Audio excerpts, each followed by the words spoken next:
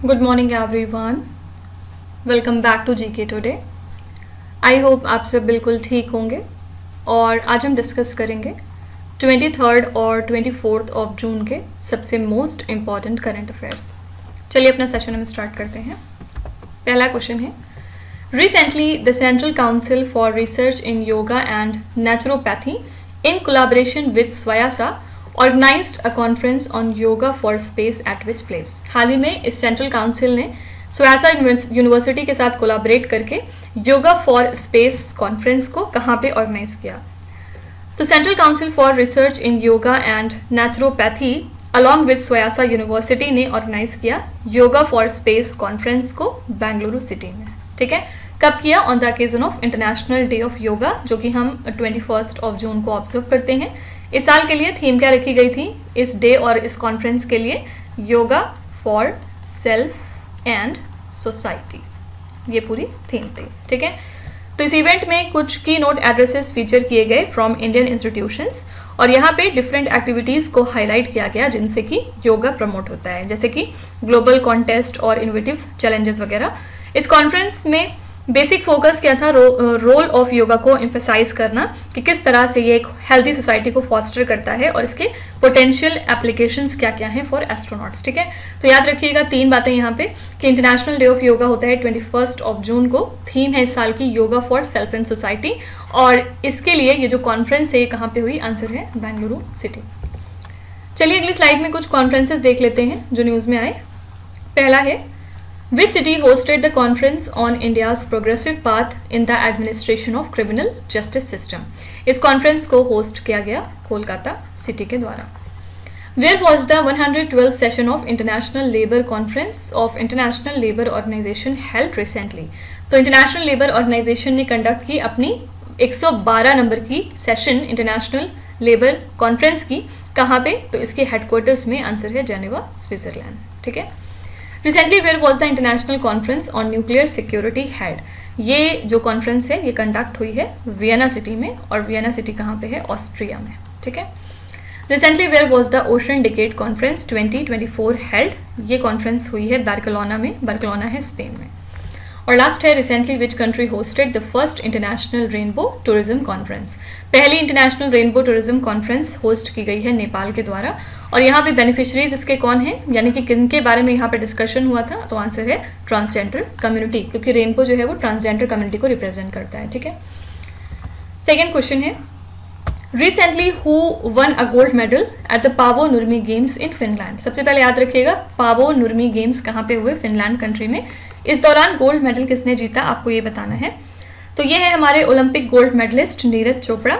इन्होंने gold medal जीता है इस गेम में with a throw of 85.97 metres. ठीक है, तो इसी के साथ ये इनका थर्ड इवेंट था इस सीजन में, क्योंकि ओस्ट्रावा जो गोल्डन स्पाइक था ये मिस कर चुके थे ड्यू टू इंजरी और इनकी परफॉर्मेंस रीअफर्म करती है इनके टॉप फॉर्म को, क्योंकि ये अब प्रिपेयर करेंगे for the Paris Olympics next month. ठीक है, तो याद रखिएगा पावो नुर्मी गेम्स जो कि फिनलैंड में हुए, इसमें गोल्ड मेडल किसने जीता है? ये है Olympic gold medallist Neeraj Chopra.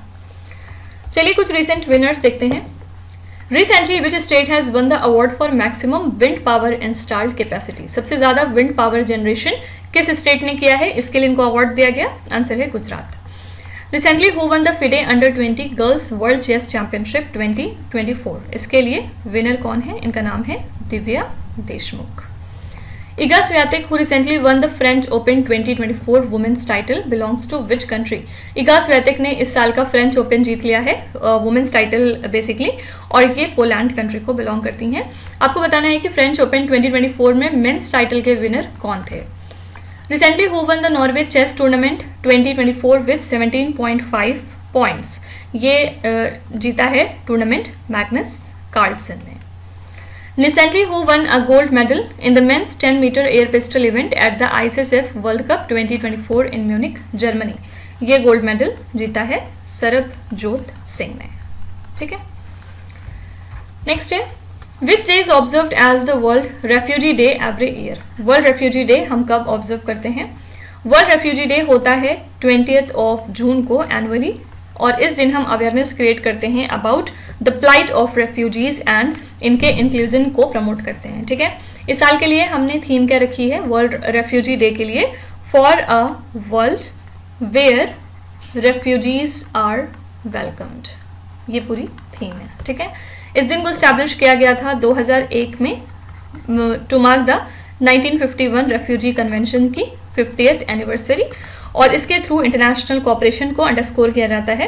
Refugees basically क्यों इधर उधर होते हैं, क्यों भागते हैं, because of conflict in their region, persecution and violence, और इसी के साथ हाईलाइट होती है एक ज़रूरत फॉर द ग्लोबल सॉलिडारिटी, इनको सेव करने के लिए और रेफ्यूजी क्राइसिस की प्रॉब्लम को लास्टिंग सोल्यूशन निकालने के लिए। ठीक है, तो वर्ल्ड रेफ्यूजी डे हम ऑब्जर्व करते हैं बी ऑप्शन 20 जून को। थीम इस साल के लिए हमने रखी for a world where refugees are welcomed. Okay, अगली स्लाइड में कुछ डेज एंड थीम्स के क्वेश्चन देखते हैं।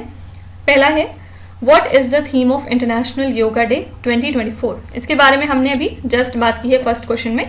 इंटरनेशनल योगा डे होता है 21 जून को। इस साल के लिए हमने थीम रखी है yoga for self and society. ठीक है, ये पूरी थीम थी, और इसके थ्रू हम एम्फेसाइज करते हैं योगा के होलिस्टिक बेनिफिट्स को लेके फॉर हेल्थ एंड वेलबींग। इसको स्टैब्लिश किया था यूनाइटेड नेशंस ने 2014 में, किसके रिकमेंडेशन पे, at the suggestion of Indian prime minister Narendra Modi. ठीक है, तो याद रखिएगा 21 जून को हमारा समर सोल्स्टाइस भी होता है, और ये दिन बेसिकली हाईलाइट करता है योगा के ट्रांसफॉर्मेटिव पावर को और इसके रोल को कि किस तरह से ये बैलेंस और हार्मोनी को प्रमोट करता है among the individuals and communities worldwide. ठीक है, what is the theme of world sickle cell day 2024। World sickle cell day के लिए थीम क्या थी, यहाँ पे आंसर लिख रही हूँ। आंसर है होप थ्रू प्रोग्रेस। ठीक है, और अगर पूछा जाए कि वर्ल्ड सिकल सेल डे हम कब ऑब्जर्व करते हैं, तो आंसर है 19 June. What is the theme of international fatty liver day 2024। Third question के लिए आंसर क्या हो जाएगा, एक्ट नाउ स्क्रीन टुडे। ठीक है, ये पूरी थीम है इस दिन के लिए। What is the theme of world oceans day 2024। World oceans day के लिए हमने थीम रखी थी अवेकन न्यू डेप्थ। ओके, और लास्ट क्वेश्चन है what is the theme for world food safety day. इसके लिए हमने थीम रखी है प्रिपेयर फॉर द अनएक्सपेक्टेड। ठीक है, तो फर्स्ट जो दो क्वेश्चन थे यहाँ पे, इनके डेज हमने देख लिए, क्योंकि इंटरनेशनल योगा डे हम मनाते हैं 21 जून को और वर्ल्ड सिकल सेल डे होता है 19 जून को।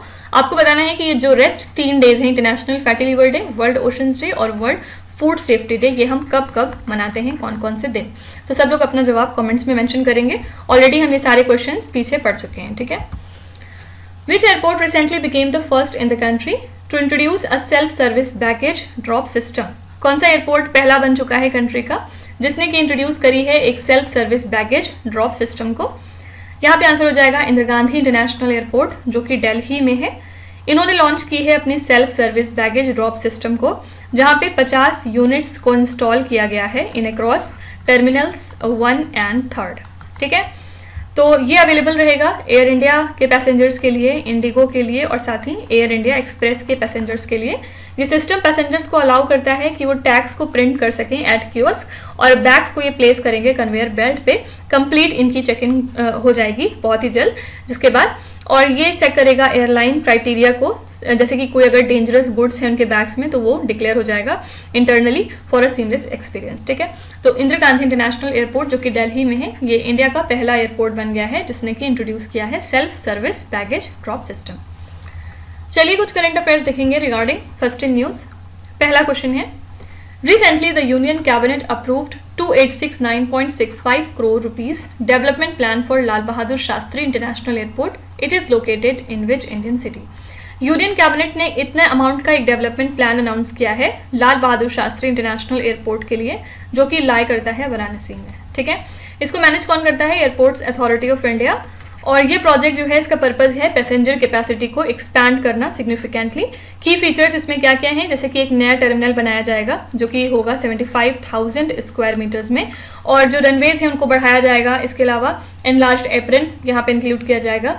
एयरपोर्ट हैंडल करेगा 6 मिलियन पैसेंजर्स को एनुअली, जहाँ पे इको फ्रेंडली मेजर्स इंक्लूड किए जाएंगे, जैसे कि एनर्जी एफिशिएंसी पे ध्यान दिया जाएगा, वेस्ट रिसाइकलिंग और इसके अलावा सोलर पावर एडॉप्शन, जिससे कि सस्टेनेबिलिटी प्रमोट हो सके और ट्रेवलर एक्सपीरियंस इनहैंस हो जाए। ठीक है, तो ये जो प्लान है ये अनाउंस किया गया for Lal Bahadur Shastri international airport, जो कि लोकेटेड है वाराणसी सिटी में। फिर नेक्स्ट है, recently which country became the first South East Asian country to recognise the same sex marriage? ये कंट्री है Thailand. Recently, who has made history as the first Indian to receive the prestigious Nelson Mandela Lifetime Achievement Award? ये award कौन सी country देती है? South Africa. और पहले Indian कौन है जिन्होंने इस अवार्ड को रिसीव किया है? इनका नाम जरूर याद रखिएगा, इनका नाम है विनोद गनात्रा। ठीक है। Which country became the first country to adopt the India's Jan Aushadhi scheme? Mauritius पहली कंट्री बन गई है जिसने कि अडॉप्ट कर लिया है हमारा Jan Aushadhi scheme. Rajaji Raghav Biosphere Reserve, recently designated as India's first private biosphere, is located in which Indian state? Rajaji Raghav Biosphere Reserve लाई करता है उत्तराखंड में। खास बात क्या है? ये इंडिया का पहला प्राइवेट बायोस्फीयर है। ठीक है। नेक्स्ट क्वेश्चन है, Which organization recently published the report named as Sustainable Development Report 2024? तो इस रिपोर्ट को पब्लिश किया है सस्टेनेबल डेवलपमेंट सॉल्यूशंस नेटवर्क में, और इसमें इन्होंने रिवील किया है कि क्या क्या डिलेज हुए हैं in achieving the most 2015 sustainable development goal targets. ठीक है, जैसे कि पॉवर्टी को रिड्यूस करने की बात की गई थी, हंगर को रिड्यूस करने की बात की गई थी, और इसमें यह भी हाईलाइट हुआ है कि सिर्फ 16% गोल्स ऐसे हैं जो कि ट्रैक में हैं फॉर 2030। ठीक है, तो ये जो रिपोर्ट है पब्लिश की जाती है before the United nation summit of the future. इसमें इन्होंने कुछ की यूनाइटेड नेशन रिफॉर्म्स प्रपोज किए हैं, साथ ही इन्होंने एक इंडेक्स इंट्रोड्यूस किया है for United nation based multilateralism. याद रखिएगा, फिनलैंड, स्वीडन और डेनमार्क ने इनकी रैंकिंग्स को लीड किया है, और जो वल्नरेबल नेशंस हैं वो बहुत ज़्यादा पीछे हैं अपने सस्टेनेबल डेवलपमेंट गोल के टारगेट को अचीव करने में। ठीक है, तो इनसाइड द रिपोर्ट जो बातें हैं वो आपके वनडे एग्जाम के लिए रेलेवेंट नहीं है, सिर्फ हमें ये याद रखना है कि इस रिपोर्ट को पब्लिश किया है सस्टेनेबल डेवलपमेंट सॉल्यूशंस नेटवर्क ने। ठीक है, चलिए अगली स्लाइड में कुछ रिपोर्ट्स देख लेते हैं जो रिलीज हुई हैं हाल फिलहाल। According to the SIPRI report, how many nuclear warheads does India currently have? SIPRI के रिपोर्ट के मुताबिक इंडिया के पास करंटली 172 वॉरहेड्स मौजूद हैं। Global Gender Gap Report 2024 recently released by which organization? इस रिपोर्ट को रिलीज किया है वर्ल्ड इकोनॉमिक फोरम ने। World Migration Report and Migration Health Annual Report recently seen in the news are published by which organization? इन दोनों reports को publish किया है इंटरनेशनल ऑर्गेनाइजेशन फॉर माइग्रेशन ने। Which organization recently release the State of World Fisheries and Aquaculture 2024 report? इस report को publish किया है यूनाइटेड नेशन की body Food and Agriculture Organization ने। इसका हेडक्वार्टर्स लाई करता है रोम, इटली में।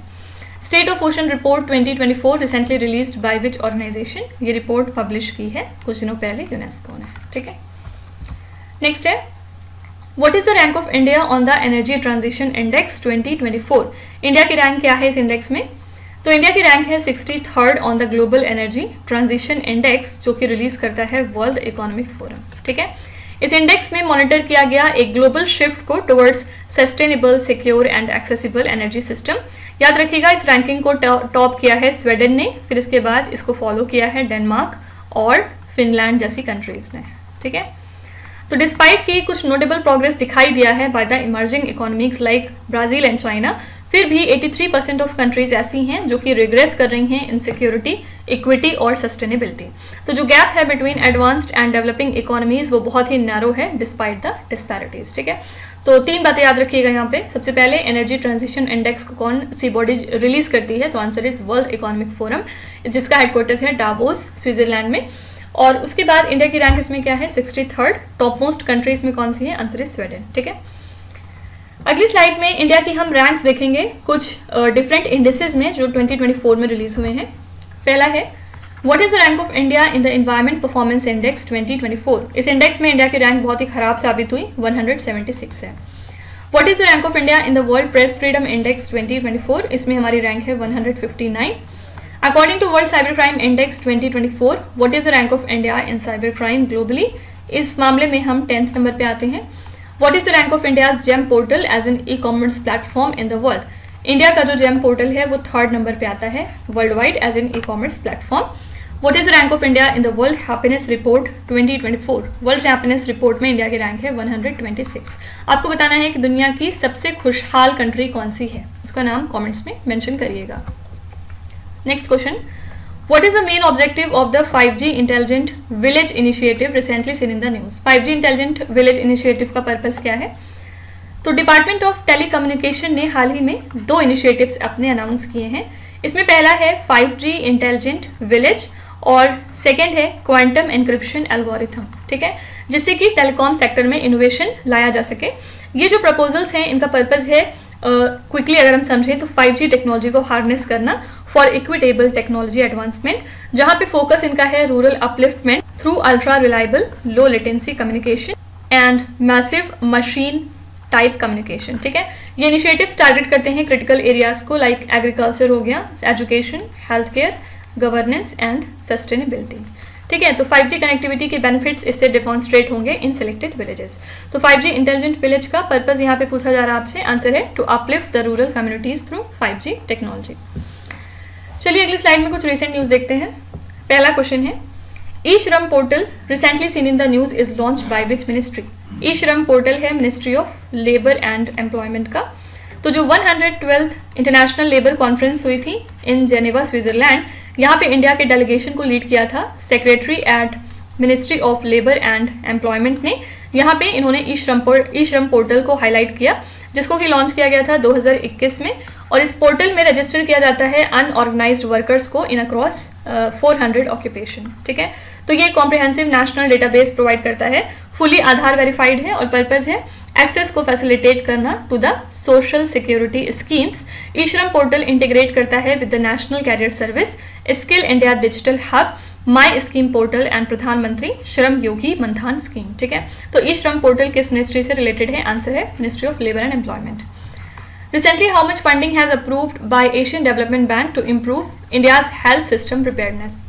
तो एशियन डेवलपमेंट बैंक ने इंडिया के लिए ग्रांट किए हैं लगभग $170 मिलियन, और इसको अगर हम रुपीज़ में कन्वर्ट करेंगे तो हो जाएगा 1418 करोड़ रुपीज़।